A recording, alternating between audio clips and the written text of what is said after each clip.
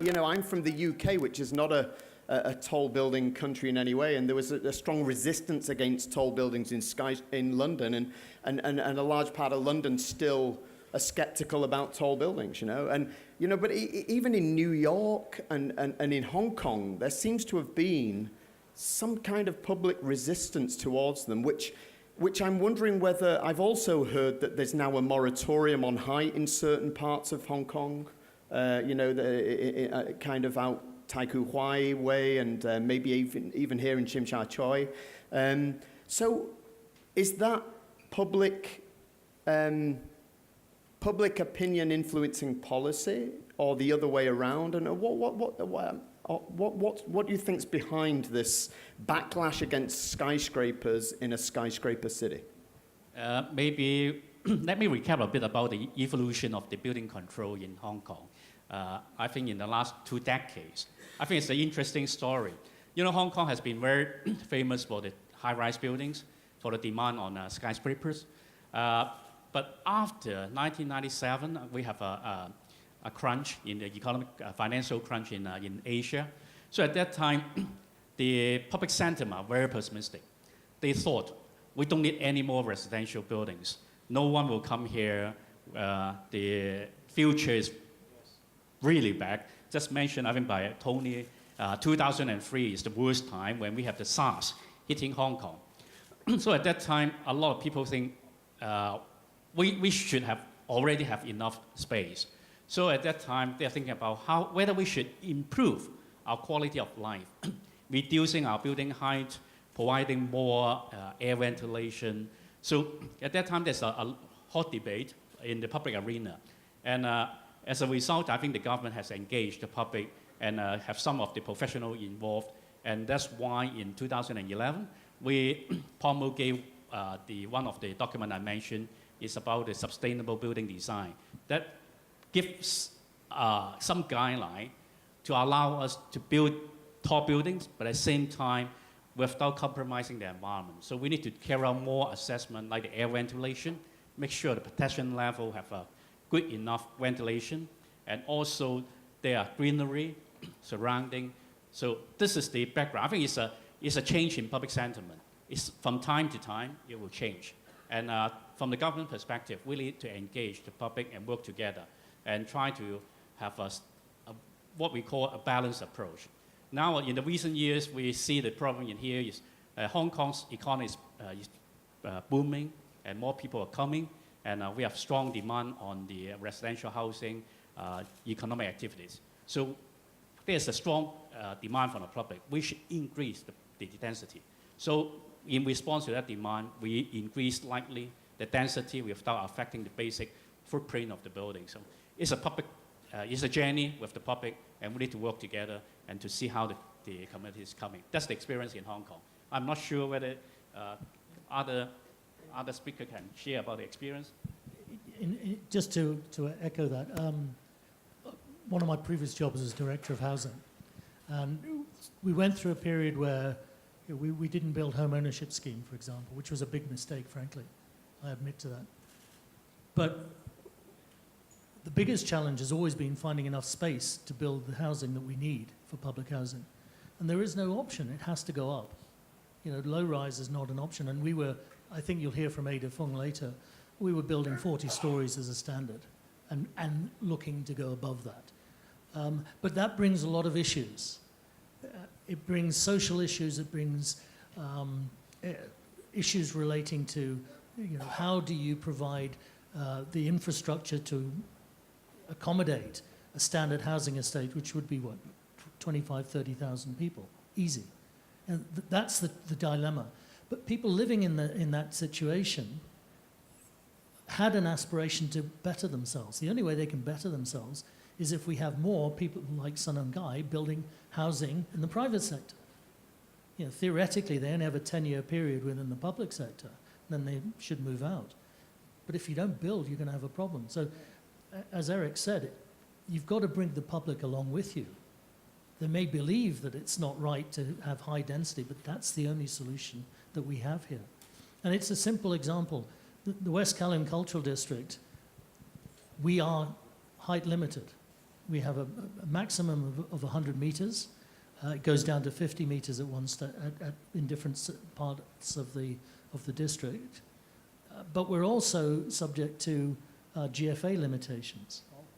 And again, all of these controls are necessary because you can't simply ignore your surrounding areas. You know, it'd be great if we could put another one of these buildings up on my site, but you can imagine the outcry. And so it's that balance between the need to put in all of these additional resources, the facilities that the community needs, but not blocking views, not having airways obstructed and this sort of thing. It's a challenge, and it's a particular challenge here. Okay. I was born in Hong Kong, so I love densities. Okay. So I can go downstairs of my home, walk 2 minutes, and find a noodle shop, and then I can enjoy my noodle. Say, for some real life experience we get from this building is that, say, this building is 118 stories high. If we are building low density, there may be 10 blocks or 20 blocks. So if I see the magnificent C3 theater and I go to visit to enjoy some of the shows, in a low density situation, I may have to walk 2-3 blocks. Or I have to drive my car to go to access to the theater. But in this building, whether you are working at 104, 112th floor, you take the lift down, walk 5 minutes, and you access to the theater in no time. So this is how we see density. Eric, you made mention of performance-based design and implementation. Can you provide some insight into the checks and balances that you put in place to limit exuberant value engineering, which might compromise the final product? I'm not expert in those performance-based because there's a lot of areas covering the performance-based criteria in our building codes. Indeed, I can tell you is that, for example, just quote one thing, it's like the fire engineering. In the old days, we are using is prescriptive measures, i.e. is that we'll prescribe everything in detail. You just follow the requirement, like escape length, number of doors, escape width of escape route, etc. But nowadays, we allow the performance spaces that we need to specify the time of evacuation, then you can plan your fire services accordingly, or your layout accordingly to meet those performance requirements. In order to have a reasonable check and balance, we need to bring in the experts from different government departments. So we have what we call the building committee with a representative from different departments. So they bring along their in-house knowledge.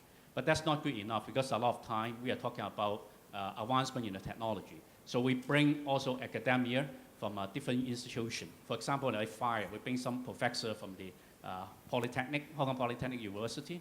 They have a specialist in this area that can help. So that's the way, because if we are talking about advancement, innovation, and creativities, we are always going into some uncharted waters that we need to allow the flexibility for us to explore. So that's the way we are now doing.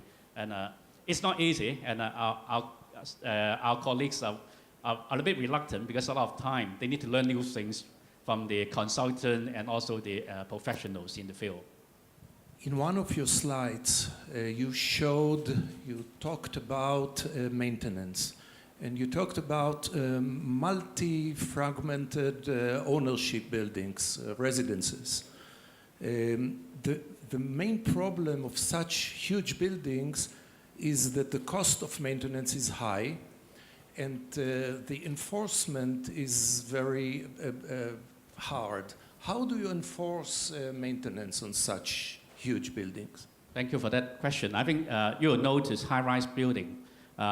Building it is a challenge, but maintaining it and operating in a good condition is another challenge. So in Hong Kong, we face, I don't think you need to admit that. We have some buildings, their maintenance and performance is not good.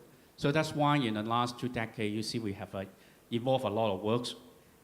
In particular, in this part of the world, a lot of illegal structure. We call it unauthorized building works. That's quite common in the old days. So first, we need to clear up all this, what we call UBW. So we need to have enforcement. So first, we need to prioritize those and remove those UBW. And the next step we put forward was to implement what we call the mandatory building maintenance.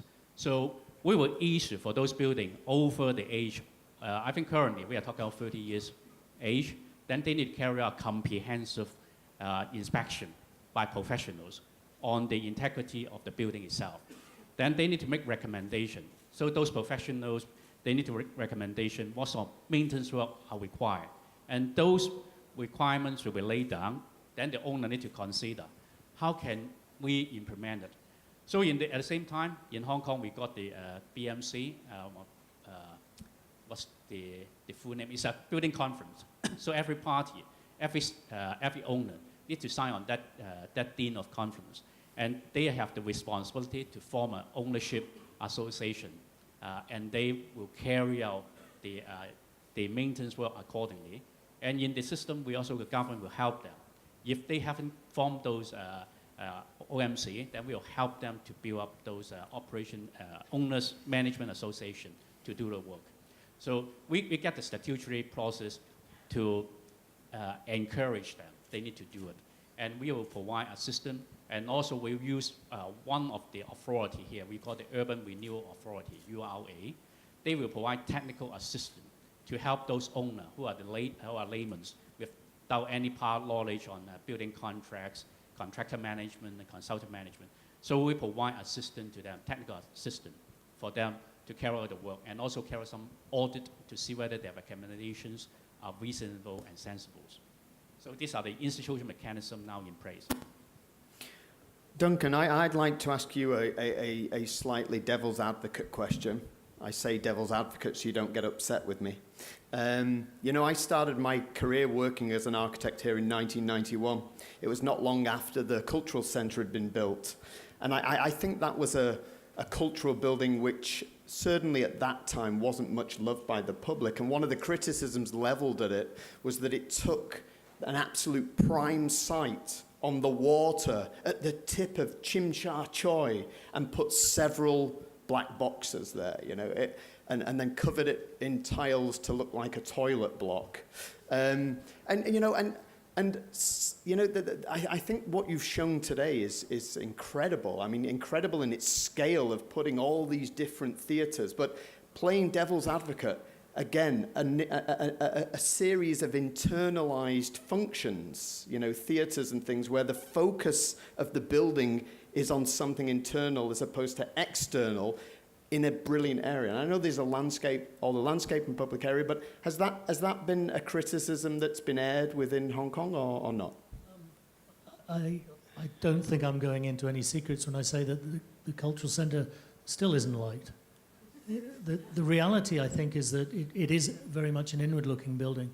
All of the buildings that we're designing are intended to make reference to the harbour, not ignore the harbour, which that one seems to do very successfully. It's a dilemma because traditionally the harbourfront areas in Hong Kong have been industrial areas. They've been used for cargo handling, or they've been used for oil storage or what have you. They've never really been developed for the people. This is something we're doing. We're changing the whole approach. We're trying to make sure that the priority, as I said, more than half of that district will actually be open space. And it will have reference to the harbour. We'll have a proper waterfront promenade. We'll have proper linkages between the harbour side and the water side.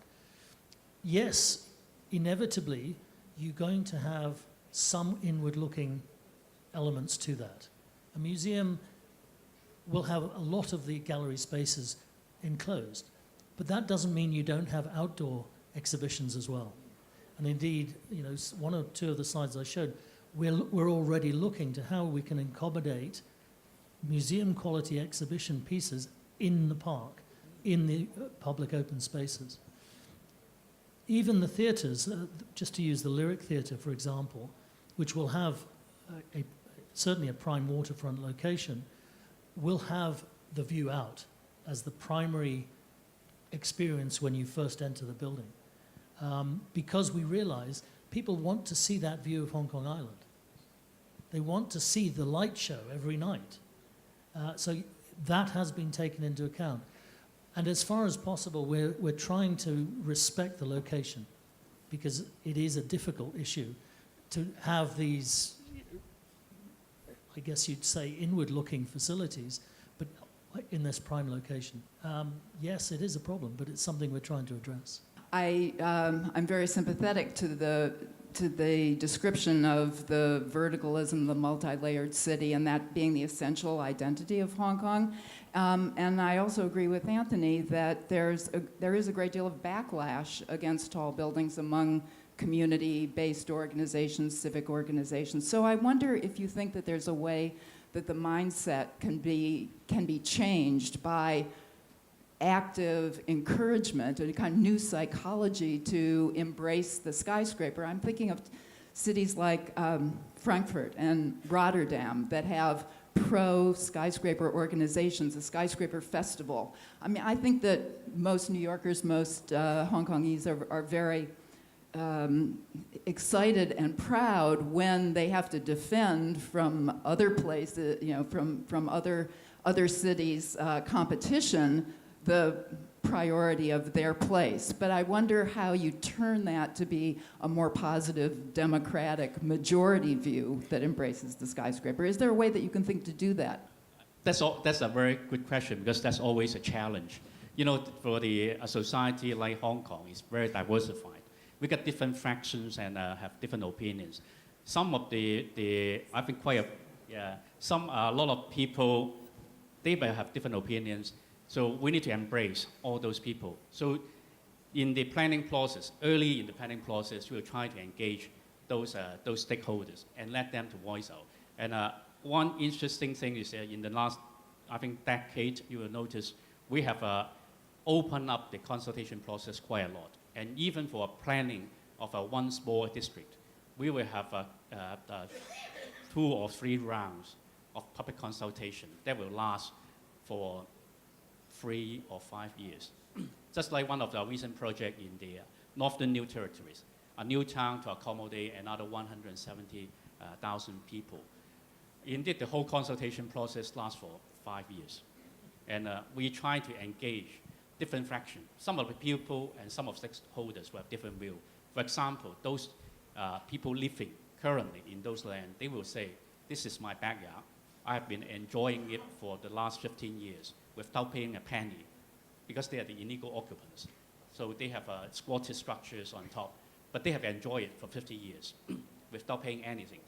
So now if we need to take back the land, those government land, for the developments, they will certainly will object to it. And they will also at the same time objecting to the high-rise, high-density urban development. So we need to work out all this in details, how to make them engage in the process, how to rehouse them.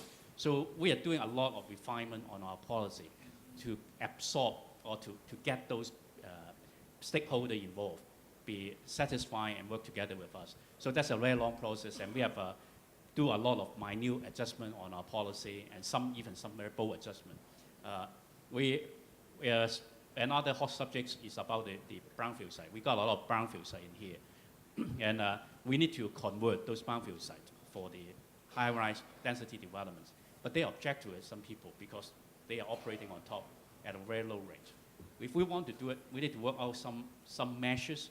How can we maintain the operation at the same time, giving those valuable land back for community development? Like what we need most is about the public housing, public rental housing. So we try all our best. If you got any good suggestion, we are always welcome. We are open-minded, and the government is open and allow the public to express their will freely, and we will try to get a reasonable compromise on the needs of various sectors.